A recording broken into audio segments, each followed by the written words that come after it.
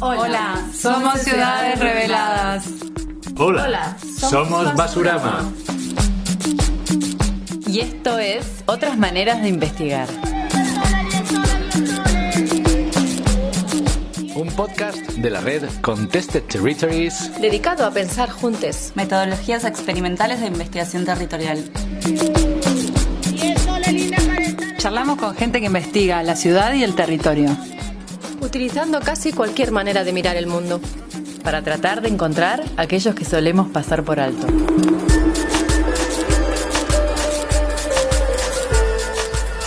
Entrevistamos en Buenos Aires a Sara y Lolo del colectivo Left Hand Rotation. Left Hand Rotation nos había llamado la atención porque es un término que ya existía y que es un tipo de tornillo que se aprieta al revés. Es decir, no en el sentido de la aguja del reloj, sino al contrario. O sea, Left Hand Rotation podría significar algo así como a contramano, que es un poco lo que hacemos por un lado.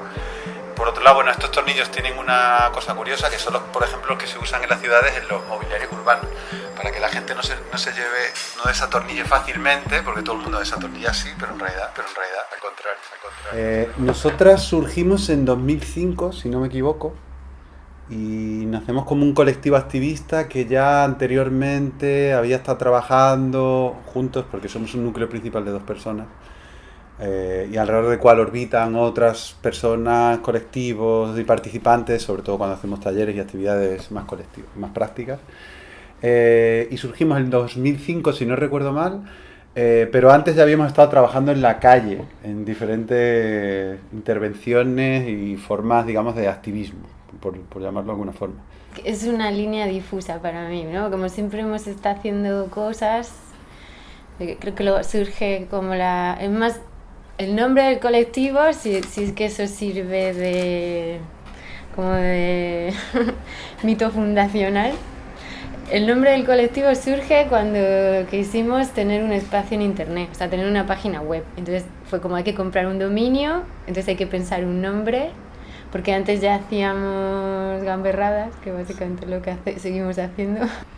Y eso, comenzamos haciendo más intervenciones en el espacio público, o sea, desde stencils, porque yo creo que comenzamos haciendo stencils, o sea, como lo que ahora llaman arte urbano.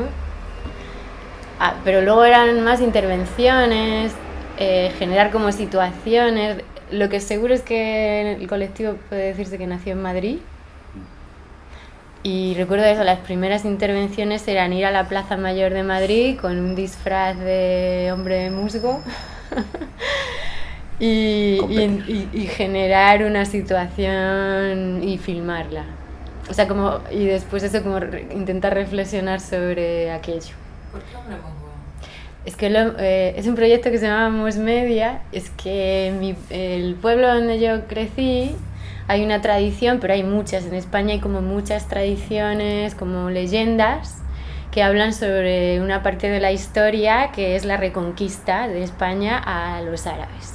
Entonces, España está llena, en todos los pueblos hay una leyenda sobre cómo los cristianos reconquistaron la aldea o el pueblo a los árabes.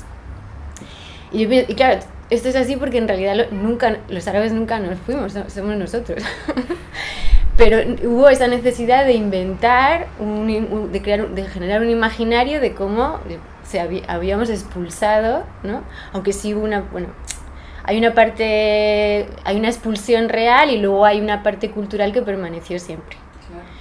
Y entonces, en mi pueblo hay una leyenda en el que los hombres los cristianos se fueron al monte cuando los árabes tomaron la ciudad y se disfrazaron con musgo, se hicieron un traje de hombre, como de musgo, de monstruo, así una especie de cosa del pantano, y atravesaron de noche una puerta en la muralla que se llama la Puerta de la Traición, y que hay en todos los pueblos de España una puerta en la muralla que es la Puerta de la Traición, y entonces entraron por ahí así de esta guisa, disfrazados de hombres de musgo, y los árabes se asustaron y huyeron. Entonces así fue como reconquistaron mi pueblo, la ciudad.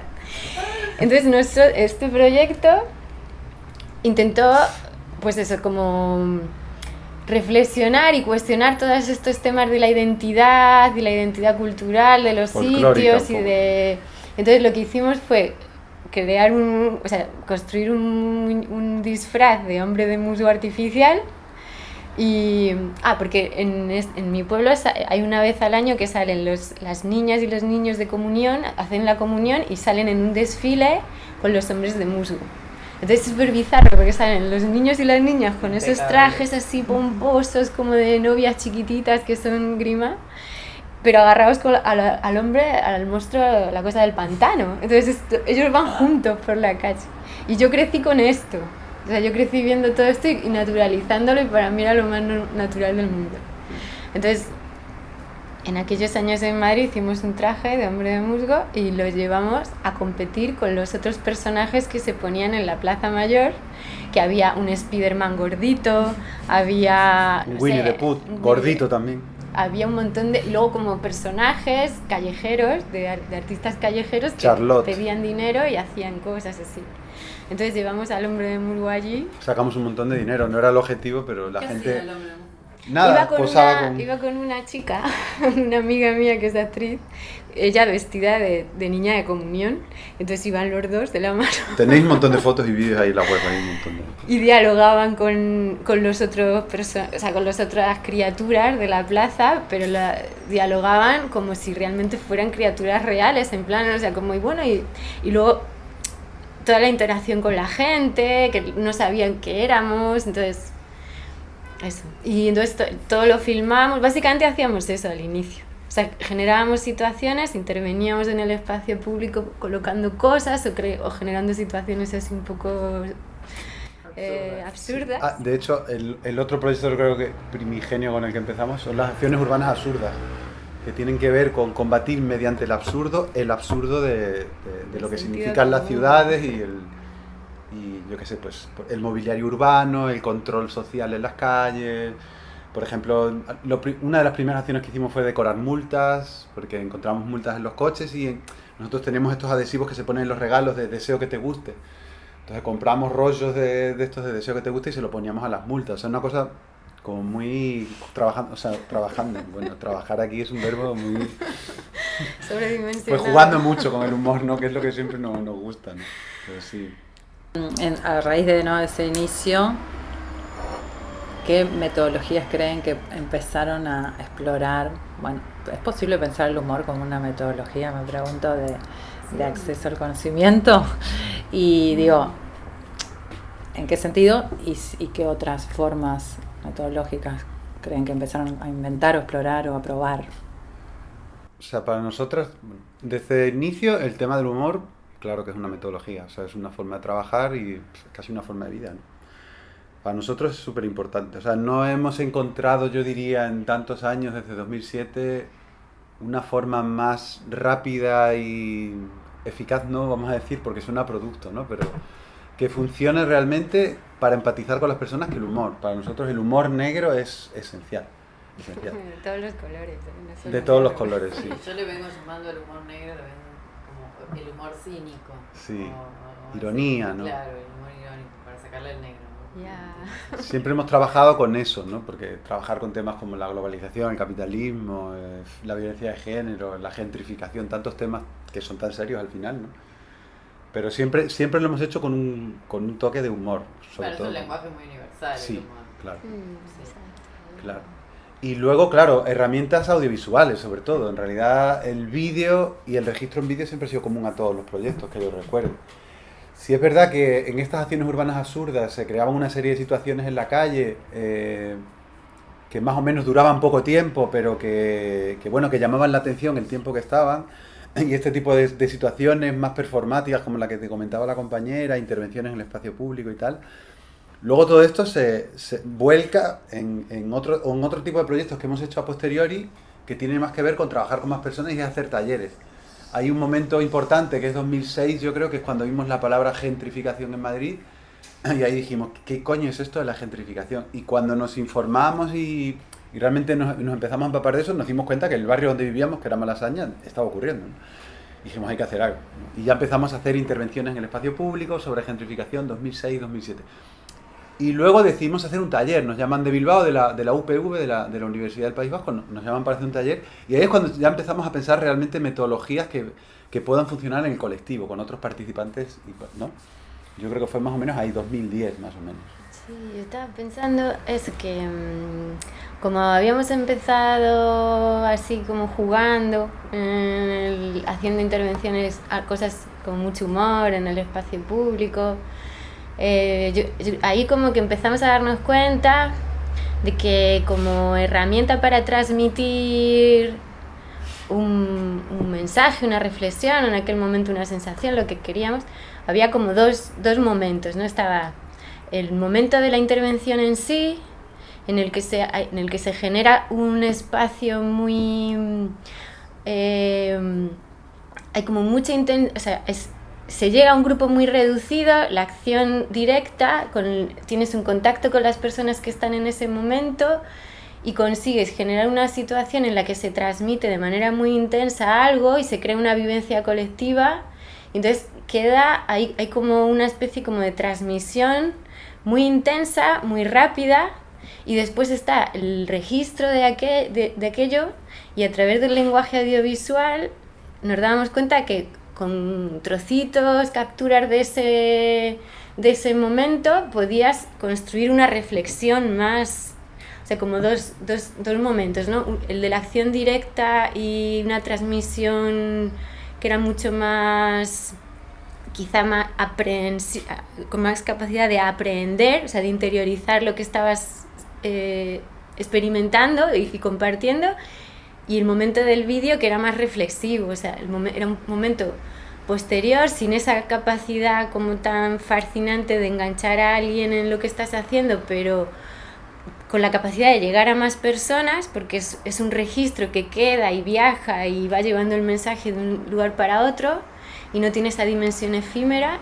y puede ser más reflexivo porque puedes construir con el lenguaje audiovisual, puedes transmitir una reflexión un poco más aprofundizada, ¿no? Y eso también comenzamos a ver con los talleres como el valor que tenía la acción directa. O sea, cuando nos hablaban o sea, nos invitaron como a hacer una presentación, nos hablaban de taller, nosotros nunca habíamos hecho talleres, no era como, bueno, taller, ¿no? O sea, obviamente taller no suena algo práctico, o sea, tú tienes que construir algo, hacer una práctica con alguien, ¿no? Y ahí surge también como la idea de llevar esa acción directa, o sea, como si lo que queremos es reflexionar sobre esto que está pasando en la ciudad, que para nosotros además fue un aprendizaje, o sea, el taller nosotros no éramos expertos, ni lo somos hoy tampoco, entonces era una forma de vamos a aprender y aprendemos juntas, o sea, nosotras y las personas que vengan, ¿no? Nosotros vamos a preparar un poquito algo de materiales y ahí, por ejemplo, nosotros creo que el taller tenía de bueno que hacía mucho link, mucho enlace con el pensamiento más académico, no como un conocimiento más formal, académico, digamos, occidental, ¿no? de la ciencia occidental, que son los papers, que es la academia generando un pensamiento teórico, que después se queda muchas veces ahí y no llega a ninguna parte o no se devuelve, y entonces nosotros decíamos, bueno, pues por lo menos esta parte del taller en la que vamos a tomar este conocimiento que se está generando en este ámbito y vamos a intentar llevarlo a los vecinos, a la gente al que le puede ser útil.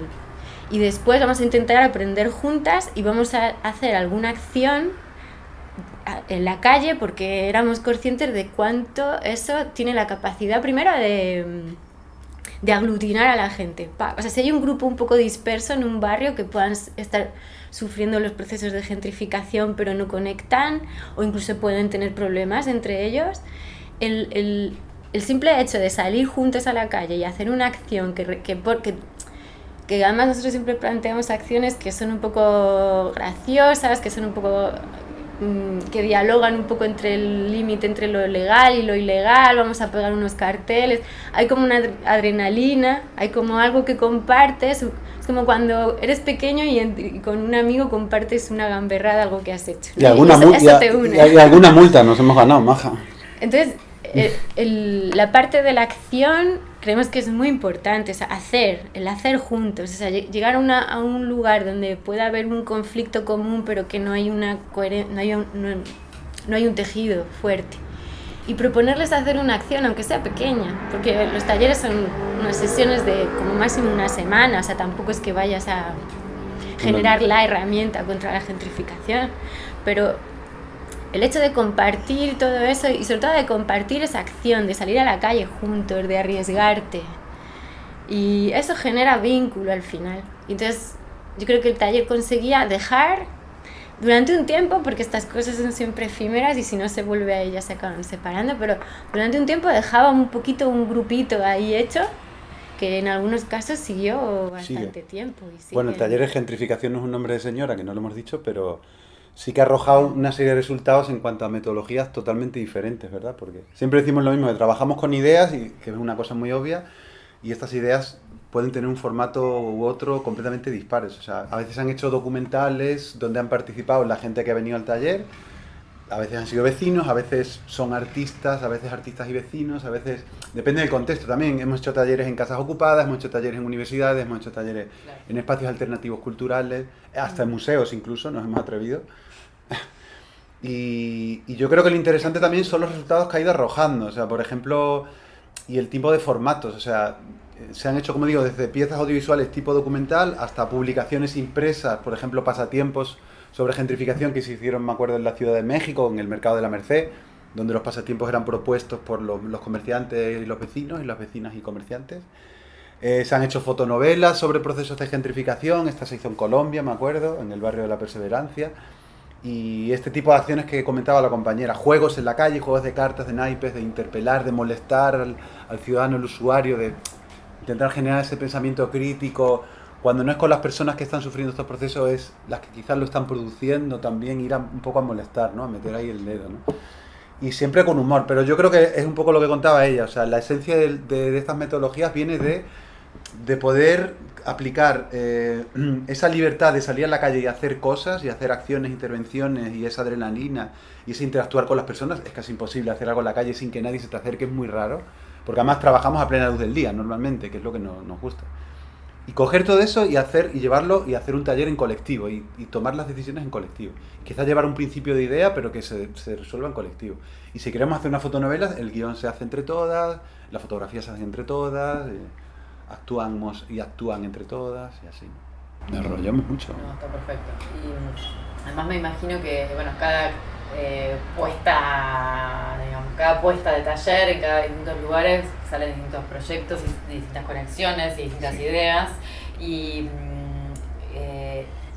ese es el de gentrificación, por ejemplo, ¿no? Y el de ficción inmobiliaria, porque ustedes tienen como en paralelos un montón de proyectos, entonces por ahí, para repasar un poco cuál es la metodología, o usa la misma metodología también, ¿no? Más participativa, colectiva, de construcción de este conocimiento o este guión en ficción inmobiliaria, por lo que vi, también apuntan un poco a lo mismo. Sí, hay que ser flexible sobre todo, porque de hecho ficción inmobiliaria acabamos de hacerlo aquí en Buenos Aires con vosotras, y en el último momento prácticamente se cambió la idea práctica que se venía como con la idea de hacer, ¿no?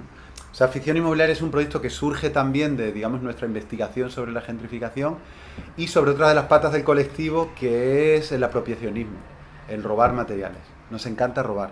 O sea, es una de las cosas que nos gusta hacer. O sea, por un lado, somos generadoras y generadores de mucho material audiovisual, de registro, documental, pero por otro, es que si ya está hecho, róbalo. Sí, además sirve. Claro, lo decía Rossellini, ¿no? Si le cose sonela, ¿per qué manipularla? O sea, lo agarramos tal cual y lo ponemos, ¿no? Evidentemente no tenemos los derechos ni nada, ni falta que hacer. También todo lo que hacemos nosotros está libre, o sea, por eso, por supuesto. Por supuesto. Entonces, ya, aparte, quien roba a un ladrón, quien tiene 100 años de perdón. Que circule. Entonces, esto tiene que ver con nuestra enfermedad absolutamente loca y esquizofrénica por el cine desde hace muchísimas décadas, y una cierta memoria a la hora de localizar estas películas, porque al final ficción inmobiliaria es un compendio de pedazos, de fragmentos, de películas que en algún momento de su trama tienen cruzada o es protagonista todo lo que tiene que ver con la lucha por la vivienda, o la lucha contra la gentrificación, lucha por el derecho a la ciudad. y desde tiempos inmemoriales, desde Metrópolis de Friedland, que por cierto apareció aquí, ¿no? En una buhardilla de Buenos Aires. Ahí ya tenemos una de las primeras películas, aunque había más antes, y son películas que tratan esto de la gentrificación y el derecho a la ciudad. Pongo el ejemplo de Metrópolis porque es uno de los grandes paradigmas de la construcción de la ciudad, de la clase obrera que construye la ciudad, pero no tiene derecho a ella y todo esto. Pero a lo largo de la historia hay muchísimas películas de Hollywood y de todos los países y de todos los tiempos que han tratado este tema. Entonces, Ficción Inmobiliaria comienza como un pequeño corto documental de 20 minutos con el cual editamos una narrativa que incluye unas 20 películas más o menos, trozos de 20 películas. Como luego descubrimos más, hicimos una segunda parte, como luego descubrimos más, hicimos una tercera parte, y después hemos seguido acumulando y acumulando trozos y ya no sabíamos muy bien si seguir editando, porque las trilogías están muy bien, pero ya esto del remake y todo esto ya es una locura, ¿no? Quizá hay que hacer una precuela de... No sé. Entonces decidimos también hacer, digamos, presentaciones en directo. Y una de estas presentaciones surge aquí en Ciudades Reveladas, que es el taller Ficción Inmobiliaria. ¿Qué quieres contar tú? Sí, o sea, en realidad, luego hay una tercera fase, porque está la ficción inmobiliaria, que es el fan footage, voy encontrando trocitos y cuento algo con lo que ya existe. La segunda fase es, vamos a hacerlo en vivo, ¿no? Ficción inmobiliaria en vivo, que es, pues en lugar de editar un trocito, en directo hacemos una sesión en la que mostramos trocitos y los vamos comentando. Que en realidad esto fue la primera sesión de taller. Y la tercera fase sería ya hacer un taller vamos a construir una ficción inmobiliaria juntas con la gente. Y en este caso fue con La Boca, con el grupo de Vivienda y Hábitat de La Boca Resiste y Propone. Y fue muy divertido, la verdad. Fue un taller muy cortito, ha sido muy cortito porque teníamos estas 2 sesiones, la de ficción inmobiliaria en directo, de ahí vamos a ir comentando para que cojamos todos un poco cuál es el juego. Ese mismo día, al final de la sesión, la gente comenzó a proponer y a hacer memoria de qué películas recordaban que pudieran cruzarse con la realidad de La Boca. Las llevamos a la siguiente sesión, las vimos juntas y después intentamos construir con esos trozos de ficción la realidad, o sea, hacer hacer un vídeo casi documental, o sea, es como una especie de construcción y construcción si estas películas es ficción y se basan en la realidad, o se puede hablar de ellas como un registro de la historia por la lucha de la vivienda, porque lo recogen de alguna manera, incluso los escenarios y todo en los que son filmados. Nosotros es como que, o sea, ahí hay un juego en el que de estas ficciones se vuelven documentales y después no vuelven otra vez. O sea, la cosa era eso, básicamente, coger la ficción y hacer una especie de juego documental. Vamos a documentar lo que pasa en La Boca, pero con trocitos de ficciones. Y fue divertido, o sea, fue una sesión muy cortita, entonces es algo modesto, es un vídeo para que el colectivo lo pueda mover en las redes, porque tienen una de las propuestas, es un programa que han estado luchando este grupo por la vivienda y el hábitat, han estado luchando para una serie de... pues hay una línea de ayuda temprana a los desalojos y entonces necesitaban dar visibilidad a estos programas por los que han estado luchando porque no, o sea, el problema es que cuando llegan vecinos con problemas a estos colectivos ya es demasiado tarde. O sea, llegan ya con el desahucio encima y ya no, ellos se sienten que esas herramientas que han estado luchando por tener ya no sirven. Entonces tenían mucha necesidad de dar visibilidad por ejemplo, a esta línea de atención. Entonces, nada, pues se intentó trabajar por ahí, o sea, se pactó que el vídeo pudiera ser una especie de promo para hablar de eso. Luego lo bonito que tiene el momento, que claro, la gente, somos muchas, no llevamos mucho tiempo trabajando juntas, fueron solo 2 sesiones, entonces hay mucha dispersión, ¿no? Y la gente empieza a olvidar exactamente por qué estábamos ahí o cuál era el objetivo final. Entonces, bueno, es bonito también porque en esos desvíos de la conciencia que tienes, también dejas entrever muchas cosas y muchas problemáticas que subyacen de una manera más inconsciente al colectivo y que son interesantes de recoger. O sea, que cuando estás muy, muy focado no las... Es que vino, no les abren la puerta. vino a gente ellas, que estaba ¿no? en peligro de desalojo, pero en el aviso del desalojo. Y se le hizo allí un atendimiento prácticamente con las compañeras de la boca. Y al mismo tiempo estamos proyectando Robocop 3, en el que te cuentan que el machirulo robot de turno, que es Robocop, salva a todas las vecinas y vecinos de la gentrificación. O sea, Que eso no dio tiempo a hablarlo mucho, pero Pues- no estaban muy contentas con esa idea, ¿eh? Claro, eso hay que boca decirlo. resiste, eso de que tenga que venir el héroe a salvarla, no. sobre todo porque eran héroes masculinos, yo estoy completamente de acuerdo. El otro era Batman, además, ¿no? Batman también tiene un capítulo de la serie animada en que parece ser que salva un barrio. Individuales también, o sea, el héroe Y eso es que anónimo. Catwoman ha trabajado también en los... Yo creo que si esa, perdón, ¿no? Pero si esa decisión dispara una mirada crítica, me parece que también es Claro. como interesante la forma en la que hasta se puede pensar en un No. uso irónico de esos fragmentos para que disparen una mirada crítica colectiva, y desde ahí también surgen otras propuestas o otros conflictos Totalmente. que están subyaciendo ahí y que aparecen en el... Totalmente. Es bien Y de hecho, interesante. las pelis de los años 80 que trajimos aquí, luego si lo piensas, son pelis que son del Hollywood más testosterónico. O sea, hablamos de Batman, de Robocop, que eran héroes súper masculinos y además masculinizados, hiper masculinizados. Y luego, sin embargo, las pelis que han elegido ellas y ellos el otro día eran más pelis de ahora, de Netflix. A mí no me gusta nada de Netflix, pero bueno, había una serie de películas que tienen que ver ya más con temáticas sociales, en los que las mujeres solteras, con problemas de vivienda, que están luchando por su hogar, por llamarlo de alguna forma, Son las heroínas. son las ¿no? heroínas, ¿no? Entonces, La pero ese es el cine, es un cine de ahora, ¿no? O sea, Pero afortunadamente eso va cambiando. Es muy interesante eso. O sea, igual llevábamos otros fragmentos que también eran muy cuestionables lo que presentaban.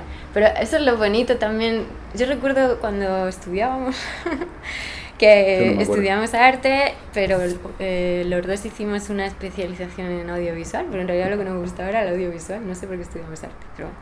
Y a mí, yo recuerdo la asignatura que más me gustaba era una que simplemente era crítica del audiovisual, crítica del cine, y que te ayudaba a analizar la imagen y a reflexionar y a diseccionarla, que esto es algo muy del pensamiento occidental también, que también hay que deconstruir eso, ¿no? Porque el pensamiento occidental y la forma de conocer occidental que portamos es muy de eso, de diseccionar, ¿no? Y de reconstruir otra vez. Pero bueno, yo pienso que en un mundo en el que predomina la imagen y que cada vez es más rápida además, ¿no? Y las redes y tal, el tener momentos colectivos de análisis y reflexión sobre la imagen, sea sobre lo que sea. A nosotros en el taller lo estamos planteando sobre el derecho a la vivienda y sobre las problemáticas en ese sentido, pero eso, todos los desvíos eran bienvenidos. Si es para hablar de Robocop y su testosterona, pero yo creo que toda reflexión sobre la imagen es muy valiosa en un mundo en el que cada vez hay somos menos reflexivos y la imagen es más predominante y es más rápida y nos alcanza de maneras subconscientes que ni siquiera somos capaces de captar. O sea, no nos estamos dando cuenta de los mensajes subliminares que estamos recibiendo constantemente a través de las redes, entonces, ya, eso. Y además de todo, bueno, tenemos todo este bloque, digamos, de producción, de conocimiento de alguna manera colectivo, participativo, que contienen los emergentes, ¿no? Que van apareciendo, que tengan que ver con la temática, y otros que traen las organizaciones por su propia trayectoria. Ustedes tienen toda una parte de producción audiovisual que tampoco, digamos, no son unos documentalistas cualquiera que van con un guión más o menos establecido, aunque bueno, como cualquier proceso de investigación hay cierta flexibilidad y contención de esos emergentes y te puede llevar para otro lado, pero ustedes en la producción ya proponen un trabajo con el sujeto o la problemática más horizontal y participativo. Bueno, estaría bueno por ahí que nos cuenten un poco cómo encaran ese tipo de proyectos. Ya, nosotros no trabajamos con guión, entonces es como convivimos con el entorno, con las personas con las que son de alguna forma portadoras de esa experiencia del conflicto y filmamos, o sea, y cuando se ha generado un material lo observamos y vemos qué es lo que quiere, o sea, qué es lo que está intentando decir o qué es lo que hemos sido capaces de captar de todo aquello, y después ya se construye, o sea, se edita, pero no... Antes de la edición hay un momento de guión, pero ya posterior a la filmación. ¿Y hay alguna instancia de devolución o de primera puesta, digamos, a prueba de qué les parece a los sujetos registrados o bueno, con los que han interactuado y participado? Claro, es imprescindible. Es que la verdad es que es la única manera de trabajar que nos gusta esa, justamente. Como luego tampoco nos preocupa, no somos, siempre decimos, realizadoras ni realizadores profesionales, no trabajamos con productoras ni distribuidoras, por mucho que nos hayan ofrecido, no nos interesa. Y sí, a lo mejor vamos a algún festival, pero claro, si vamos a ciudades reveladas que nos encantan, ¿no? Pero no andábamos con las películas cerradas en internet, porque aparte normalmente son temáticas sociales muy urgentes que para nosotros no tiene mucho sentido cerrarlas, ¿no? Con todo el respeto hacia tantas y tantos amigos que tenemos en el mundo del cine documental. Pero sí, el tema de devolver es primordial, con la gente que ha aportado esa experiencia, como decía la compañera, ¿no? Por ejemplo, La Cuenca, que la estrenamos aquí con vosotras, sí que tenía mucho de eso, ¿no? Es una peli que hicimos en Chile el año pasado sobre los conflictos asociados al agua en la zona del Gualmapu, de la Patagonia chilena.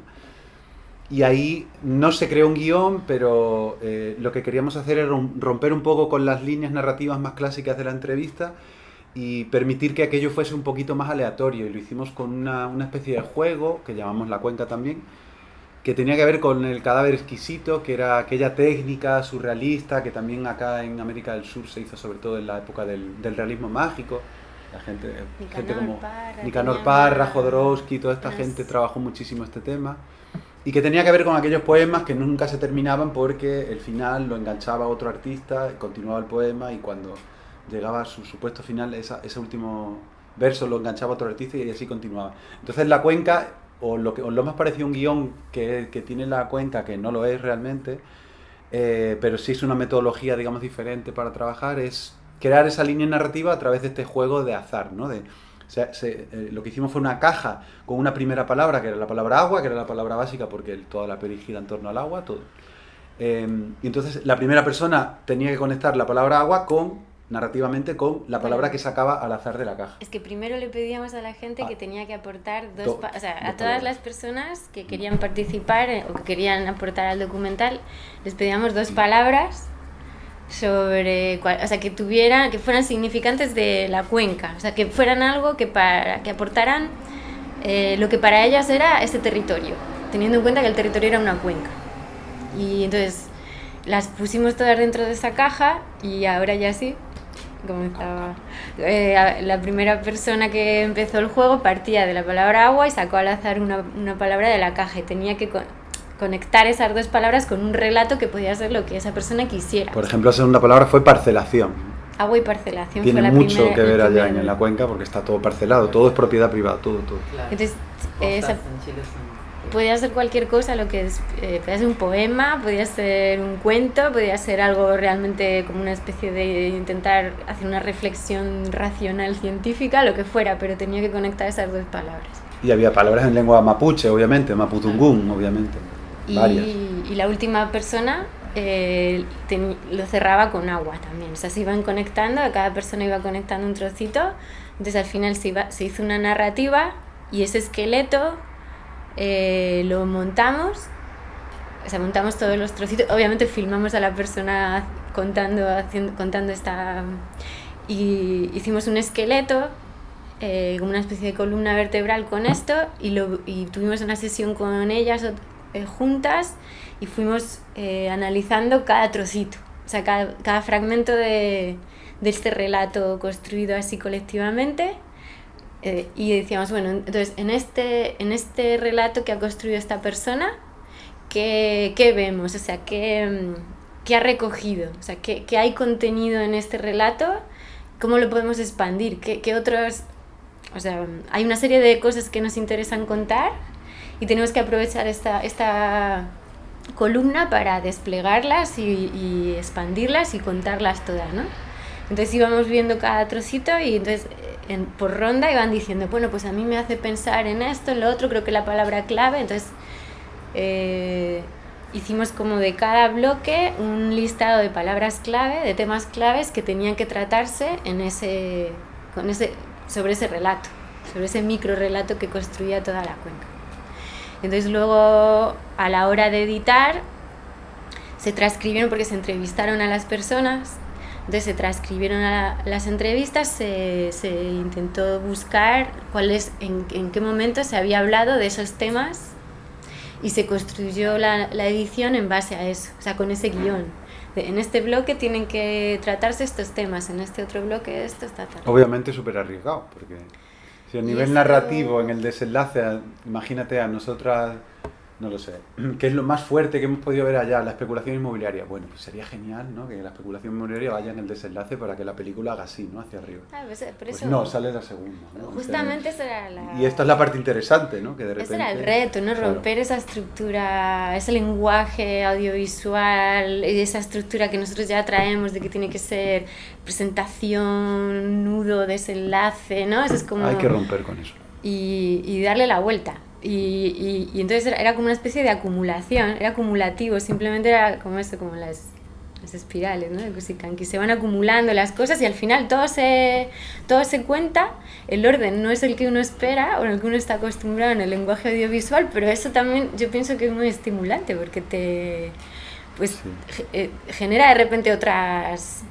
Igual esa extrañeza te hace también de repente darte cuenta de otras conexiones que en una narrativa clásica nunca hubieras pensado. Y sobre devolver, que era la pregunta al final, es que es eso, o sea, este proyecto trata de eso porque, de hecho, claro, el documental una vez que está editado con toda esta línea narrativa y esta locura del juego de palabras, evidentemente se envía a cada una y cada uno de los participantes, que eran como 20, 22 entrevistados y entrevistadas, y son ellos los que deciden. En algún momento nos hicieron algunos cambios, pero también cosas que tenían bastante lógica. ¿Cómo llamar ecocida al alcalde? ¿Cómo llamar ecocida al alcalde? Es que yo dije que el alcalde era un ecocida en algún momento de la entrevista quitado, ¿no? y no Claro, sale. teníamos 50 horas de materiales para dejarlo todo en una hora y media. Y previamente al estreno, digamos, oficial en abierto, que fue en Ciudades Reveladas acá en Buenos Aires, pues se plantearon 2 proyecciones en el territorio con ellas y ellos, que eran con las comunidades indígenas mapuches y los movimientos ambientalistas. Una de ellas, que fue la primera, fue en un loft mapuche, en una comunidad mapuche. Yo, no sé tú, pero no recuerdo haber llorado tanto en mi vida de emoción. O sea, nos hicieron una ceremonia, nos nombraron guerreros del loft, en fin, una locura total. Mucha gente además muy emocionada, opinando sobre el documental. Aquello fue muy emocionante, se proyectó en un galpón en medio de Pucón, vamos, en medio de Pucón. Se pidió permiso a un río, al Leufu, como suelen hacer ellos para sus acciones más importantes. Entonces se pidió permiso si se podía proyectar el documental y se proyectó, fue muy bien. Y luego en otro lado, en Villarrica, al otro lado del lago, donde está, digamos, se desarrolla toda la narrativa del documental, se hizo otra proyección. Y luego ya se vino aquí a Ciudad Revelada. Y lo último que sabemos es que va a haber otras 3 proyecciones por lo menos. Hay 2 ñañas de 2 los mapuches que quieren proyectarlo a los niños en 2 escuelas, y hay una tercera proyección en una asociación vecinal de Pucón. No sé cuándo es, pero el bueno. 16 de diciembre. O sea, ya, aquí a nada. Entonces ya está abierto en internet para descargar y ya, bueno, es de ellos, ya lo saben, hacen lo que quieren con ello. Y de hecho es posible que hagan una versión más corta. Sí, alguien dijo, ¿no? Que lo cortáramos a la mitad. Una ¿no? de las cosas que nos pedían era que si no lo podíamos dejar en 40 minutos. Y le dijimos, bueno, pues quizás sí más adelante. O sea, esta ya se va a quedar así, ¿no? Para recoger lo de que todo el mundo aportó. Y sería bueno hacer una de 40, pero eso, que en cualquier caso le dijimos, oye, pero que ahí está, que si lo queréis lo descargáis, lo troceáis, os disponibilizamos todos los materiales. De hecho, a uno de Love Kelwe, por ejemplo, nos pidieron todos los materiales en bruto y los tienen, no sé si se los han llegado a descargar porque la conexión que tienen internet... Tenían muy mala conexión, sí. Pero ahí están, o sea, los querían y... Disponibles.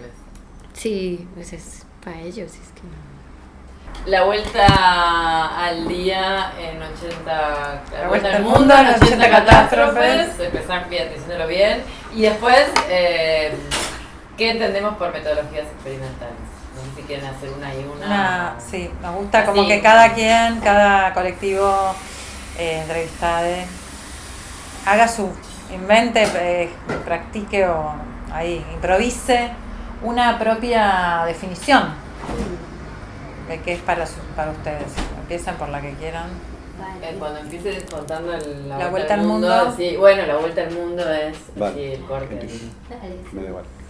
Vale, La Vuelta al Mundo en 80 catástrofes es un proyecto que surge hace ya bastante, hace como 12 años, en un viaje que hicimos, no para realizar ningún proyecto, sino, digamos, como... Tampoco me gusta esto de turismo, de turista, pero bueno, pero somos turistas también. Y en este caso, y además es importante el papel de turista en este proyecto, es básico de hecho. Esta idea surge en un lugar de Indonesia que se llama Kuta, en el que estamos las dos paradas delante de un monumento bastante bizarro, de un tamaño muy grande, y en el que hay pues decenas de personas haciéndose selfies. No llegamos a comprender, no por la fealdad o no fealdad del monumento, sino qué ocurría allí, por qué tantas personas se estaban tirando selfies allá. Entonces había una placa allí pequeñita, nos acercamos y era un memorial en homenaje a las 203 víctimas de una bomba, de un atentado con bomba que había explotado en ese mismo lugar, en una discoteca, en Kuta, y casi todos los que habían muerto eran turistas. Entonces nos llamó poderosamente la atención esto del turista visitando lugar de catástrofe donde en este caso habían muerto turistas, y nos empezamos a interesar por todo lo que en aquella época, hablo 2010-2011, llamaban dark tourism o tanatoturismo, el turismo de muerte. Ese turismo que nos lleva a visitar campos de concentración, centrales nucleares que han estallado en algún momento, etcétera, etcétera. Y a partir de ahí esta idea nos da vueltas en la cabeza durante años, ¿no? de que hay que hacer algo, hasta que evidentemente entre nuestro papel de turistas y todo esto que habíamos ya investigado, dijimos, bueno, pues hagamos una guía turística, ¿no? Que es un formato que se puede realizar, se puede publicar libremente en internet como PDF, y allá que nos pusimos, hicimos esto de La Vuelta al Mundo de 80 catástrofes, que es una guía turística, que además incluye un documental que se llama Monumento Catástrofe, que es una road movie, por buena parte del territorio de Portugal, buscando este tipo de monumentos. Y lo que sí tiene todo en común, lo que queremos que tenga en común y que es esta línea narrativa que le da un poco de coherencia al proyecto, es que tienen que ser siempre monumentos a catástrofes y muertes colectivas. O sea, memoriales y monumentos en homenaje a muertes colectivas. O sea, y siempre catalogadas en varias tipologías. Tenemos por un lado esclavitud, tenemos por otro lado feminicidios, genocidios, guerras, colonialismo, accidentes aéreos, atentados con bomba, atentados con arma, epidemias, fenómenos naturales de la naturaleza, un tsunami, lluvias torrenciales, etcétera, etcétera. Y todas las fichas que aparecen en esta guía, que son 80 monumentos distribuidos por todo el mundo. Por ejemplo, en la primera guía que hicimos había 2 en Argentina, uno en Buenos Aires, en el Parque de la Memoria, por supuesto, y otro en Ushuaia, en la Tierra del Fuego, al Belgrano, claro, al barco Belgrano. Pero había 80 monumentos mapeados en diferentes países del mundo, en todos los continentes, claro. Y un capítulo especial sobre Portugal, que lo empezamos a desarrollar en 2019 en Portugal, lógicamente. El hecho de reflexionar sobre la muerte, o sea, para mí o para nosotros la muerte no es violenta. No, obviamente hay muertes violentas como hay vidas violentas, pero la muerte en sí no es algo violento. No, pero por ejemplo los monumentos, digamos, a las víctimas de genocidios o claro, ese tipo es de una monumentos. categoría. Esconden esa necropolítica que tiene que Hay ver una con parte- las guerras, las masacres.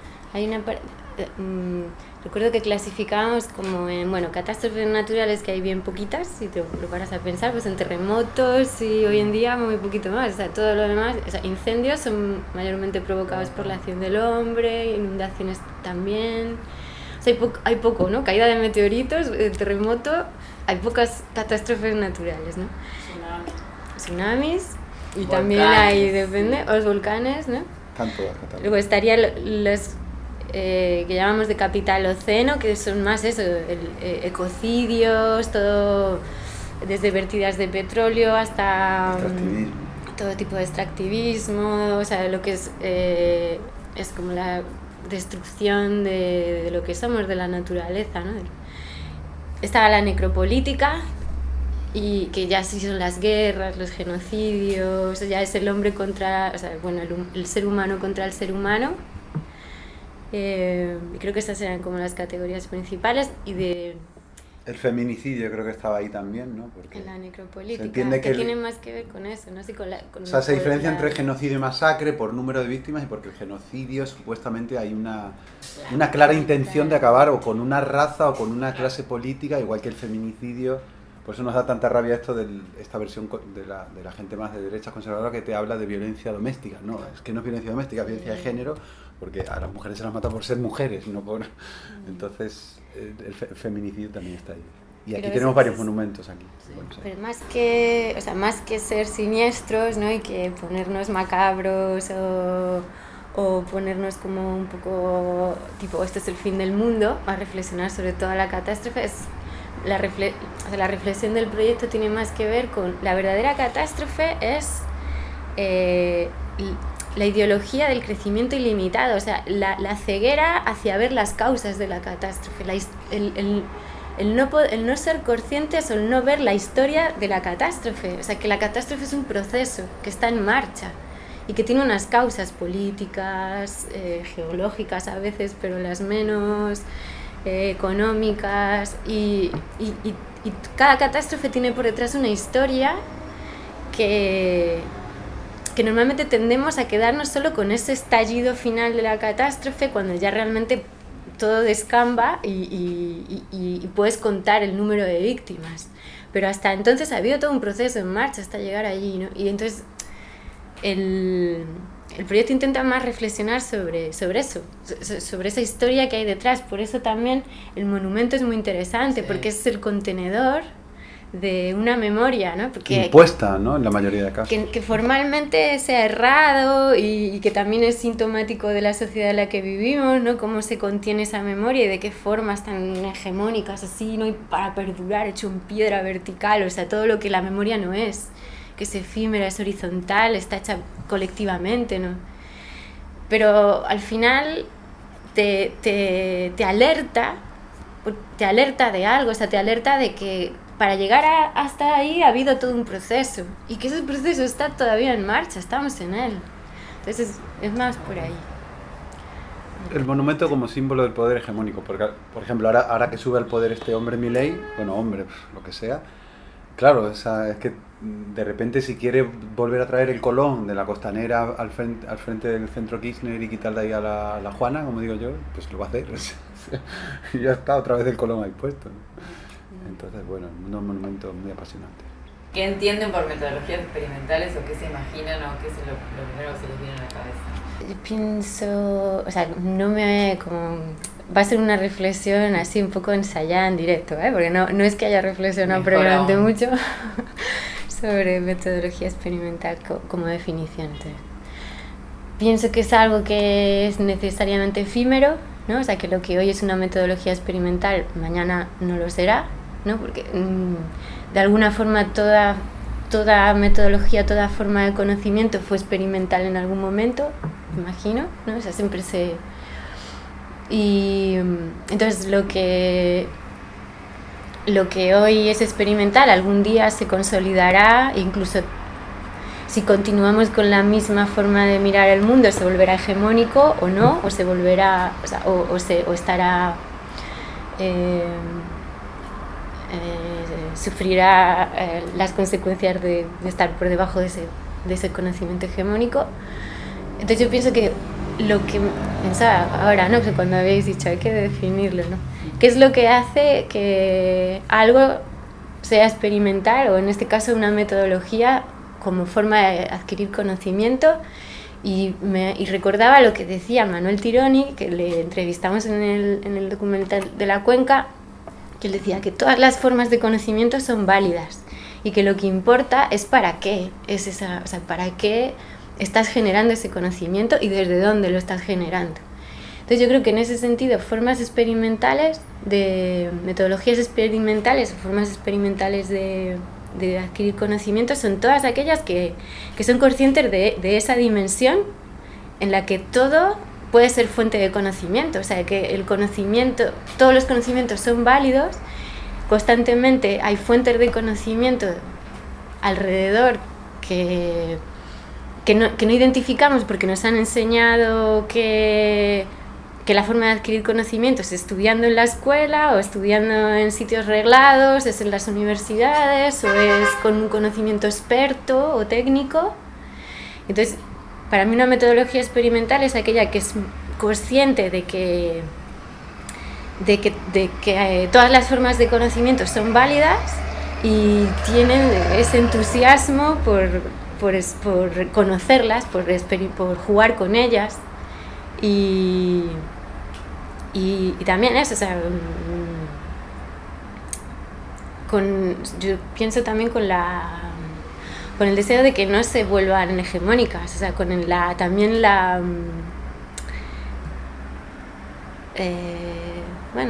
humildad de saber que serán útiles en algún momento y que después pues no, o sea, pasarán a ser eso, no sé. No tengo nada que añadir. Yo no lo había oído esto y me parece genial. Pero no, muy bien, ¿no? Yo soy del colectivo y me encanta. Pero ustedes tienen una práctica experimental, por ejemplo, en su trabajo. Supongo. Depende de qué contexto. O sea, por ejemplo, lo que en un contexto es experimental, en otro no lo es. O sea, nosotros, por ejemplo, utilizamos muchas herramientas del mundo del arte en contextos de activismo. Y el mundo del activismo es un mundo muy rígido a veces. Hay un libro muy interesante que se llama La militancia alegre, que os lo recomendamos, se puede descargar, que habla justamente de la necesidad de romper y de esa rigidez que hay dentro muchas veces de los contextos de la militancia.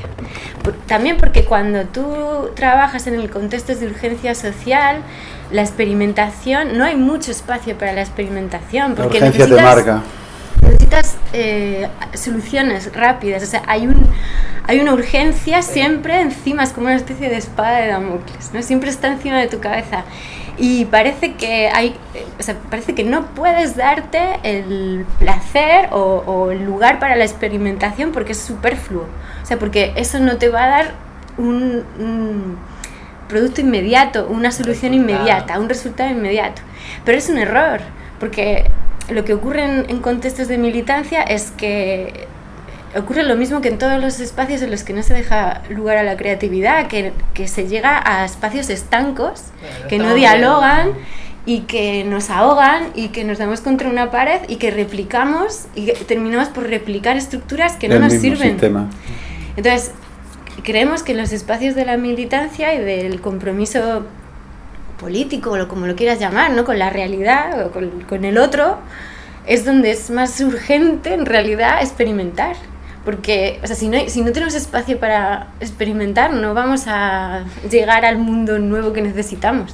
O sea, está muy bien estar en la línea de frente, necesitamos las barricadas porque lo que viene es duro y estamos viendo realidades, pero si no hay alguien construyendo alternativas o construyendo, experimentando, o sea, permitiéndose experimentar que otras formas de habitar el mundo, por ejemplo, o la ciudad, no vamos a salir de esta. Teníamos aquel amigo Paul, que también trabajó con Tested, que estuvimos haciendo un proyecto en Atenas y conocimos a un señor que trabajaba en los movimientos sociales en Gran Bretaña y formaba parte de los clowns, que eran payasos obviamente, pero que se disfrazaban de payasos para ir a las manifestaciones. Porque él decía, y tenía toda la razón, que claro, que no hay imagen más terrible que ver a un policía pegándole a un payaso, ¿no? Entonces como que no les pegaban tanto, ¿no? Y había imágenes increíbles, ¿no? De los payasos pues así encarados a los policías, o sea, imágenes maravillosas, ¿no? Llamativas, que se mediatizan en las redes y que eso es lo que cuenta al final, ¿no? Tenemos que ir a para un desalojo, pero disfracémonos, ¿no? No lo sé, ¿no? El Black Bloc, que es como el bloque duro anarquista de las manifestaciones, que era muy humillante para ellos ser rescatados por la Clown Army, ¿no? Porque igual, claro, o sea, al Black Bloc es a donde van siempre los la tropa, o sea, la policía de choque a las manifestaciones pues los identifica rápido y es a dónde va a dar hostias. Entonces llegaban la Clown Army disfrazados de payasos Con todos y los disfrazados. salvaban, ¿no? Porque se ponían entre Decenas de medio payasos. y empezaban un montón de gente haciendo el payaso, el clown delante y decía, bueno, el Black Bloc completamente humillado, ¿no? Pero esa Ellos es de negro, esa es la con sus militancia alegre, banderas ese sería un buen negras ejemplo. anarquistas. De Entonces, ese claro, radicalismo rígido que no puede ser. entonces, ahí decía, nosotros experimentamos dentro del contexto del activismo, que es un contexto que no siempre da la bienvenida a la experimentación y de hecho es bastante cerrado, o sea, y eso que nosotros entramos diciendo, bueno, somos un colectivo, cuando estamos en contextos del arte decimos que somos un colectivo activista, cuando estamos en contextos de activismo decimos somos un artistas. colectivo artístico. Entonces ahí ya es como, Joder. a ver qué vienen estos a hacer, ¿no? Aquí. Y aparte, como colectivo ocurre artístico que trabajamos sobre la gentrificación, hemos reflexionado mucho sobre el papel del artista y mucho de lo que... Clase creativa. Y mucho de lo que trabajamos en los talleres es sobre nuestro papel como artistas en estos procesos. Ahí como que a veces, bueno, pues dicen, vale, venga, pues vienen con algún compromiso, pero siempre hay como o sea, hay un cierto rechazo a la experimentación. Marcar distancia, sobre todo. Dentro del contexto del activismo que te permite, o sea, que hace que lo que en otro contexto no es muy experimental, en ese sea como revolucionario. O sea, es como, pero podemos hacer esto.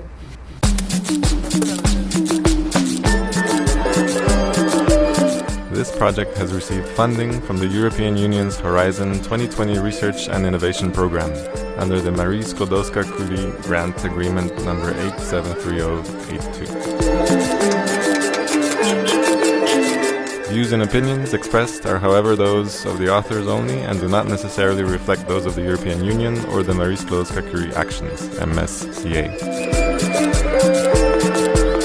Neither the European Union nor the granting authority can be held responsible for them.